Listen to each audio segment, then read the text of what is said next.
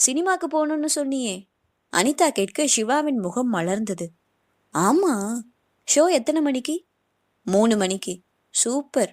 10 நிமிடங்களில் தயாராகி வெளியில் இறங்கினர். எந்த தியேட்டர்? ராகம். ரவுண்ட்ல தான் இருக்கு. காரை பார்க் செய்து இறங்கினான். கூட்டம் ஓரளவு மட்டுமே இருந்தது. டிக்கெட் கிடைக்கும் அனிதா? படம் 100 நாளுக்கு மேல ஓடிட்டு இருக்கு சிவா. ஓ. டிக்கெட் வாங்கி கொண்டு சென்று அமர்ந்தனர். மோகன்லால் நடிப்பில் தன்னையும் மீறி லயித்த சிவாவை அடிக்கடி அவன் அறியாமல் ரசித்தாள் அனிதா. படம் முடித்து பிளாட்டை அடையும் போது மழை தொடங்கி இருந்தது. அவர்களின் கொஞ்சலும் தான்.